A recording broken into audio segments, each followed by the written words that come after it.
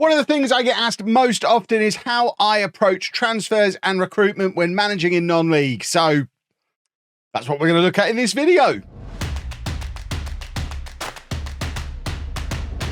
Hello folks and welcome along to an FM24 deep dive on transfers and recruitment in non-league. I'm Kev, and as you can see, I have returned to one of my old stomping grounds, a former non-league to legend starting club, St Albans, and we are going to do some transfers for them. Now, I have already jumped ahead a few steps. I've already had a look at the squad. I've assessed the squad. I've decided on a system that we're going to use, and we've got a good idea of the kind of players that we want. If you want to see how I got to this point, there's previous tutorials in this playlist that show you how we do some of those other things that get us to this point. So go and check those out if you're not sure how we've got to the point where we've identified the players that we need.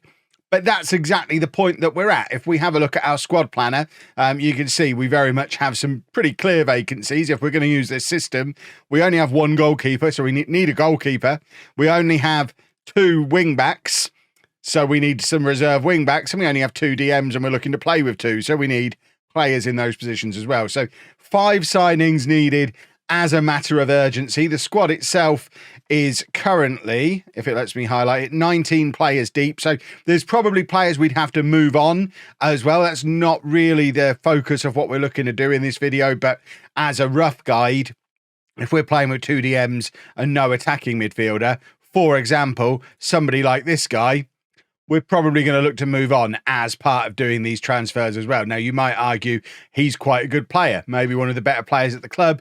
If that's the case and we decide we want to use these guys who play central midfield or attacking midfield, it's at that point we would adjust the system and make it suit them. But that, like I say, not what this video is about. What we do need to know for this video, though, is how we are doing for budgets. And we have quite a bit of budget to play with, actually. It's not a regular occurrence managing in non-league that you'll have nearly £800 a week of spare wage budget to kick things off. But then it's also quite rare that you need to go out and get 5 players straight away, because probably my first tip when it comes to doing transfers in non-league is don't rush. Take your time. There's no transfer window at this level, so you don't need to rush to have stuff done by the first game of the new season. You don't have to rush to have stuff done by the end of August. The transfer deadline, the only transfer deadline you have in the National League North and South, is about 4 or 5 games before the end of the season. If I can find the exact date on it. There you go, 28th of March.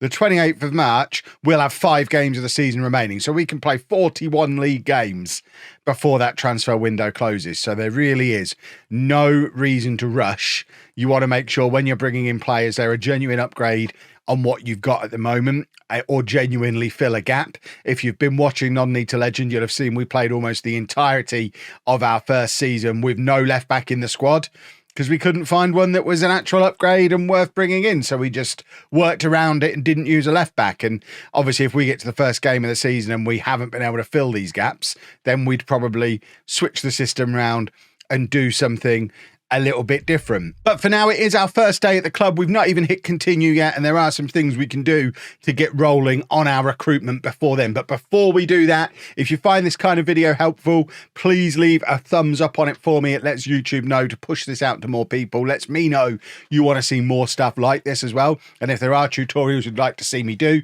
let me know down in the comments section what you'd like to see me have a look at, and check out the rest of the playlist. I might have even already done it. Who knows? But let's get started on doing some, before we even hit the continue button, recruitment. And the place I'm actually going to start is the staff page. Rather than anything to do with players just yet, we're just checking out our staff for a couple of reasons. Firstly, we want to know how reliable these star ratings are. They're all done by the assistant manager, unless you go into advice and reports and change who actually does it. I haven't done that, so it'll be my assistant manager who's doing that judging, and he has a judging player ability of 5. So straight away, we know to take all of this with a pinch of salt. It's fine for a rough guide, but it is very much just a rough guide. So don't necessarily rule somebody out who, like Michael Clark, for example, 2.5 star, 3 star. He doesn't necessarily need to be completely ruled out, because he actually might be quite good. So rather than just doing loads of transfers in the first window and binning players off, it's often worth playing some matches with who you've already got here. Again, referring back to my non-league to legend save, we didn't do a lot of transfers in that first season because we were making do with what we had and letting contracts run down. What you'll often find at this level, and we've definitely got it here at St Albans, every single player in the first team squad is out of contract at the end of the season. So we're using this first season really to get a feel for what we've got in the squad at the moment, work out who, if anyone in this squad, is going to get a contract extension to go into the next year, and then use them as like the building blocks for the future squad, and then try and plug the gaps around them. I will keep emphasizing it. There's no rush on this process. We could field an 11 out of these 19 players and it would probably be fine. The media prediction for St Albans is to finish mid-table. The board are looking for us to finish top half. We're not in any hurry. We're absolutely fine, just taking our own speed. So going back to the staff page, the next thing we want to do is make sure we have enough recruitment staff, because it's pretty hard to scout if you don't have much in the way of scouts. We're allowed a chief scout and 2 scouts. We have 1 scout. So we're going to place an advert for a chief scout. We're going to place an advert for a scout. And then within a week or 2, once we get some applications in for those, we'll have 3 times the scouts that we have at the moment, which is going to be quite handy when it comes to going out and scouting players. Last thing we're going to do on the staff page before we move on to the more traditional areas for recruitment. This is one that I find is quite a useful tip at all levels, not just in non-league. But if you go into your staff responsibilities, transfers and contracts tab, I almost always, in all of my saves, delegate that to my director of football or another member of staff. Initiating player signings. It just means your director of football or someone else, whoever you delegate it to, will go out and make offers for players that they think you need. So in this example, they do it based on your squad planner. So they'll look at our squad planner, see we've only got 1 goalkeeper. I would suggest our director of football will go out and try and sign us a goalkeeper in the very near future. You obviously don't have to sign them, but at this stage, I mean, we've got almost nobody scouted at the moment. That's not a huge list of players that have been scouted. Certainly if you then filter that by players who might actually be interested in signing for us, there are 6 players and none of them are goalkeepers. So it's quite handy at this early stage to have an extra route of player recommendation. So delegate that, and then your assistant and your director of football will go and try and sign people he thinks you need. What I would then do, I wouldn't automatically just sign them. As soon as the offer is made, start scouting that player, and then don't confirm the deal until you've got a scout report and you know you actually want them. So you can delay your transfer up to 2 times without it getting cancelled. So by the time you've taken your time offering the contract and drawn out and delayed the actual confirmation, you're giving your scouts about 3 weeks to get a scout report on that player. If you need to move them up as a higher priority on your scouting priorities to get that done in 3 weeks, go for it. You should be able to get a scout report back in 3 weeks. But I turn that on because I think it's really, really helpful. The next step is one I've already shown you, is going into the scouted players section and just seeing what we've got available. We are not in a position to pay transfer fees, really. In fact, we're going to push all of that over into our wage budget, because I think an extra £200 a week in wages is far more useful at this level than £10,000 of transfer fees. So we're only really looking for unattached players. So, I mean, all of these ones are unattached. There were players on the list previously who aren't really interested, who did have clubs, but we'll then filter this by the players who are, let's say, slightly interested in joining us. And that is the full extent of your scouting pool at the moment. Get them all in on trial. Have a closer look at them. In the same way as you have to take what your assistant manager says with a pinch of salt, if we go back into the staff thing and see how good our scout is, that scout report is coming from a scout with a judging player ability of 3 out of 20. Very much take it with a pinch of salt. Do not sign players straight off of here. Bring them in on trial first and check they're actually any good. So that's how many players? 8 or 9 players coming in on trial. And then we're going to get a few more trialists in. Although I'm saying not to rush, we also don't want to waste any time. So we'll go back to our squad planner. We know we need a goalkeeper, a wing back on either side, and 2 DMs. So now we can go into our transfers tab and ask for director of football suggested targets. If you had loads of budget to spare, so for example, if this was the end of this season and almost all of these contracts are expired, and you need to sign 15 players to fill a squad back up again, then by all means, go through this and get director of football recommendations for every single one of these positions and get them all in on trial and try and really fight. You can find some real bargains doing this. What I would warn about at this stage, we are on a limited budget. We've got £800 a month to play with, a week, sorry, to play with. As much as a new shiny striker is always nice, in this circumstance, knowing we need to sign 5 players and we don't really have 5 players worth of salary, I prefer to avoid temptation and we'll just look for players who fit the roles where we actually have vacancies. Now, we've not got anyone who's come up at wing back there. Sometimes you can get players to appear if you specify the role, but it looks like we're going to struggle to find anyone who can play left wing back. So maybe we'll see about left back but can play as wing back. We get a few come through that way. Again, once we actually get the trial lists going, we'll be able to judge whether or not they'll fit into the system. It's the same on that side. So that might actually lead to us changing the tactic we're going to use. If we can't bring in the players to play the way we want to play, maybe we'll play differently. But we've got goalkeeper, left back, right back, and defensive midfielders. And then we're just going to offer these guys trials as well. Get all of these in to the club in one go. Unfortunately, you can't select all on this and offer them a trial, because it doesn't let you right click on them when they're all selected. It's a very frustrating part of Football Manager that's been in the game for years. So you do have to go through this list and get them all in on trial individually. Now, if you're somebody who is a bit of an attribute nerd, I'm not. I don't really pay much attention to the player attributes. But if you like attributes, you'll need to do an extra click on each one of these trials, because for me, I just want to get an idea of what my assistant manager thinks star rating wise compared to what I've currently got. And that's enough for me to make a decision whether or not I want to sign them. But if you want to be able to see all the finished attributes for these players, not these ranges or blank ones, they need to be on trial at the club 3 weeks, maybe 4 weeks.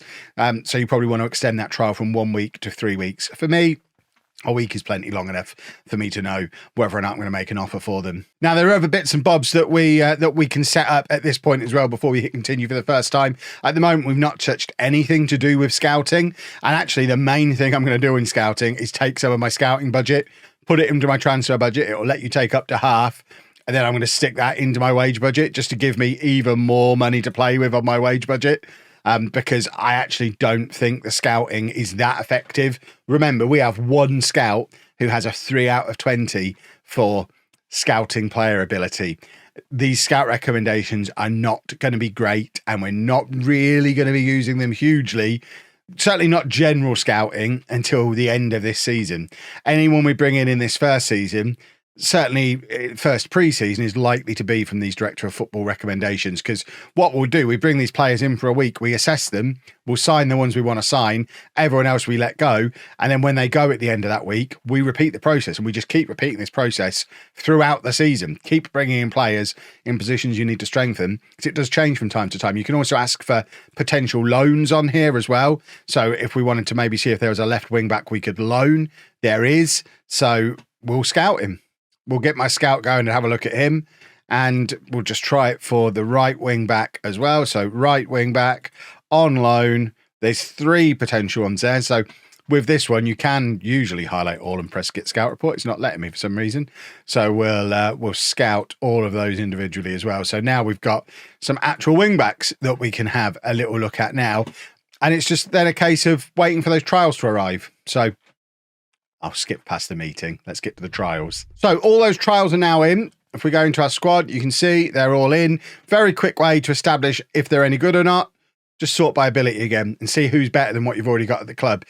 So you can see straight away this goalkeeper is better than anyone else who's currently at the club. So he's probably worth a look. This left back, former Peterborough left back, in fact, he's a good left back. He's better than almost everyone else who's at the club. He can't actually play left wing back though. And at 29, he's unlikely to learn how. So if we decide we're going for him, we are going to have to rethink the tactic. And I've decided to be stubborn and not rethink the tactic. So I'm ignoring that he exists. However, this guy, who my director of football didn't recommend when I asked for a right wing back, even though he's natural there, he did come up when we looked for a right back. That's why we looked for both. So this guy would be able to come in as the best right wing back at the club. So it gives you an idea straight away of who's good and who's probably not. These guys who are down here with half our current squad better than them I'm not interested in knowing that they exist, to be honest. Another way to assess the players that have come in, go into your tactics page, go to the quick pick drop down, pick without restriction, and then pick best 11 and see how many of the trialists would now make it into your best 11. And you can see quite a lot of them. Brian Kinnear has come up again. Cozzy and Clay has actually come up as a centre-back rather than a left-back. We don't really need him as a centre-back. We're all right for centre-backs. But that right-back we were looking at before does appear. So we're already starting to get a feel for those two potentially being the pick of this bunch. And then lastly, we can go into the squad planner, ask our assistant to sort this, and we can then click on goalkeepers, and you can see once again Brian Kinnear, not only the best of the trialists we've got in, but considerably better than the goalkeeper we had in at the moment. And then again at right back, we've got Marcel Elva Fontaine, who's on there again. Interestingly, we also have Daniel Ledbetter, who didn't show up as a right wing back on our best 11 because he was in at centre back. At 32 at centre-back and only accomplished at wing-back, I'm comfortable ruling him out. However, I am looking at Dylan Fage, who my squad planner is still indicating might be better than Elva Fontaine. Now, he has got potential to improve, but the fact that he's showing below him on the squad planner suggests that half a white star we've got out there probably doesn't exist, and this might just be a 3-star right back, which isn't really an upgrade on what we've already got. So if it was just before deadline day, we might bring him in to fill the squad out. At this stage, though, I'm really only looking for players who are an upgrade on what we've already got. So we can flick through the rest of the team to see who fits into that criteria. But really, the standout from this first batch of trials is Brian Kinnear as a goalkeeper. So now we've decided we want to sign him, it's time to actually try and sign him. Now, we are a semi-professional club, so theoretically, he should be able to come in on a semi-professional contract. Let's just click on him again in a very roundabout way, approach to sign him. If he had an agent, we'd talk to the agent at that point, because normally you can use the agent to force the wage down a little. Now, this is a bit of an alarm bell for me, because the fact that he's a leading Sky Bet League 2 player suggests he's probably going to be too good for us, too expensive for us. That's 2 leagues above where we're playing. If we can get him, he's an incredible signing. But remember, we've only got about £800 or £900 a week to play with, and we need to bring in 4 or 5 players for that. Now, we can potentially bring in some loans that might be free, but I don't want to be spending 500 or 600 or maybe even more pounds a week on Brian Kinnear. If he's going to be more than £300 a week, 400 at an absolute push because he looks so good, then we're probably going to walk away. Also, worth bearing in mind, if you're not planning on someone being a star player, don't tell them they're going to be a star player. If they're not going to be important, don't tell them they're important, because long term it will cause problems with dynamics. So actually, at this stage, agree the playing time you actually intend to use them for. For me, I'm almost always trying to sign players who are an upgrade on what we've already got. So I almost always sign my players as star players or important players and then downgrade the guy who was already there. But if you're bringing someone in just because you need an extra left back, tell him he's the rotation left back. Tell him he's the backup left back. And if he doesn't want to come in on that basis, don't sign him. Again, there's no rush. We don't have a transfer window. If we can't get Brian Kinnear now, there'll be another goalkeeper who might already be here. We've got 2 of us on trial, or another one might show up in a month. It's fine. We don't need to rush. But let's try and negotiate this contract with Kinnear. That's reassuring. £450 a week is in the right kind of range. However, in non-league, I don't pay signing on fees and I don't pay agent fees. So we get rid of them. We're locking them out. And we also need to bear in mind this number at the bottom, which is the wage budget cost. It's different to what the wage is because it takes into account the expectation of these bonuses and when they'll be paid. So this is what's actually allocated to your wage budget. So even if you bring him in on £450 a week and he never plays, never keeps a clean sheet, never sits on the bench, that is still what's allocated to your wage budget, £625 a week, because you've got these bonuses in. So that's going to clear most of our available wage budget on this one player. So we probably can't afford him. However, I am going to demonstrate how I would negotiate with him if I decided I did want to bring him in. And it might be that this negotiation works really well and we can get down closer to the £450 a week actual wage budget cost that we want. And the technique that I've used for years, after much fiddling around and practicing with this, is that we just basically hit the downward arrow in each of these 4 times and use that as our starting negotiation point. So 1, 2, 3, 4. 1, 2, 3, 4, 1, 2, 3, 4, 1, 2, 3, 4. So if he agreed to that, that brings his wage budget cost down to 475. He won't agree to it. Let's suggest that. Okay, so now we're up to 650. He's actually gone the other direction. So we're now going to hit the negative button 3 times. So 1, 2, 3, 1, 1, 2, 3, 1, 2, 3, 1, 2, 3. Takes us down to 550, which for me, at this point, I'm probably walking away if this is an actual save I'm playing, because in the circumstances, that's probably still too much. But we'll offer him that. Okay, he's dropped down a little bit, although his actual wage budget cost, still pretty high. We'll now go down 2. 1, 2, 1, 2, 1, 2, 1, 2. And there you go. He's agreed to that. So a wage budget cost of 475.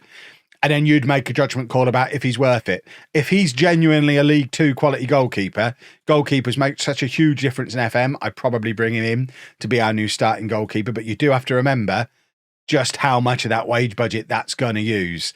And we've now got to sign the other 4 or 5 players that we need with only £400 or £500 a week to play with. Now, of course, there could be players that we move on to balance that out. If we get rid of all of the trialists, get them out of the way, we don't have any non-contracts that we can bin off, which is unfortunate. But we might have players like, I don't know, we might decide Andronicus Georgiou is never going to play for us. So we'll perhaps offer him out and see what happens. You never know. Stick him on the transfer list, offer him out. We might look at someone like Ben Smith and think, okay, we don't want to get rid of him because he's got a lot of potential, but we're probably not going to use him now. Maybe we'll loan him out. So we'll loan him out and we'll try and create some money that way, get them to pay 100% of his salary and create a bit more money, create a bit more budget for us to play with so that we can bring in the players that we want. And that's basically it. I just repeat that process, like I say, every week or so, as long as I need to, all the way through the season, if necessary, to get to the point where we're happy with the squad, where the squad planner is happy with the squad, where we've got decent strength in depth, decent options in all positions, or until I've maxed out the budget. Because once the budget's maxed out, there's not really anything we can do anyway. The only things we'd do different as time went on, as you start to get scout reports in, if they're players that fit your budget, so for me, we're looking for players who are available on a free transfer. They're either unattached or you could potentially bring them in for zero. Then we'll bring them in on trial as well. Also loans. So you can look for your loans from the director of football, like we saw before. When their scout reports come in, you could maybe attempt to bring them in on loan. But the thing to be careful of with loans, it's very tempting to just come onto this screen and be like, okay, we need a left wing back. Let's just get him in. He's the only one that's been suggested. Let's get him in. He's not going to cost us anything. What have we got to lose? What you've potentially got to lose is one of your players that you're limited on with bringing in loans. Because if you look at the rules of the league, you're only allowed X number of loans. And it varies from league to league. Here we go. So the loan rules, we're allowed a maximum of 6 players on long-term loans, 12 players on short-term loans, various rules within it as well. So if you were to go and just randomly bring in the first 6 loans you see because they're not costing you anything, so what is there to lose? Well, you've just lost your 6 season-long loans that you're allowed. So scout them first because you don't want to get yourself into that kind of pickle. And then from there, it's just very much rinse and repeat. And then once you get to the end of your first season, like I say, almost everyone's out of contract. You've already offered contract extensions by them to the players that you've decided you're going to use. Everyone else can get released. And then you just do this process again on a much grander scale, bring in more players, really start to mold the team into what you want them to be, and just keep going, keep going, keep going. I use this transfer system pretty much all the way up to the Championship. You'll rarely see me actually pay a transfer fee, League 1 and below, because you don't really need to. You can do it purely using free transfers. And the big advantage of using free transfers and signing unattached players is every time you do get a transfer budget allocated, you can just stick it straight into your wage budget and allow yourself to bring in higher quality players that way. And like I said before, it's infinitely more valuable to you as a non-league club to have an extra £200 in your wage budget compared to £10,000 of transfer budget, because £10,000 does not get you a better player than a free transfer. In fact, more often than not, £10,000 is such a low transfer fee, you're probably buying off another terrible team like the one you're managing. So the player you're trying to buy is probably rubbish, and you'd be much better off trying to bring in a free transfer who's just been released by a Premier League or a Championship club. So Stick it all in wage budget, focus on free transfers. This system will get you all the way up to the championship. Once you get to the championship, you probably do have to start spending some money because the free transfers, I mean, you'll notice it happen. You'll feel it happen because you'll start bringing in these trials, and you'll very rarely bring in trials who are as good as the players that you've got. And as soon as you get hit that point, that's when you have to start really focusing in on properly scouting and actually signing players for transfer fees. But by then, you'll be so good at the game because you've had all these promotions that you'll have figured that step out for yourself anyway. And it'll all come up in Non-League to Legend. So if you want to see this all play out in real time, Non-League to Legend, 4 o'clock Monday to Friday here on the channel, or live on Twitch most evenings, twitch.tv/LOLLUJO. And that, boys and girls, is how I approach transfers and recruitment when I'm managing in non-league. If you found that helpful, please make sure you leave a nice big thumbs up on the video for me. Let me know down in the comments section what other tutorials you'd like to see. All of this stuff is coming off the back of questions that you lot are asking in the previous videos. So chances are the next video in this playlist will come out of the comments from this video. So let me know what you'd like to see me explain next. Subscribe to the channel and turn on your notifications if you're new. We do daily Football Manager content here. And thank you very much for watching.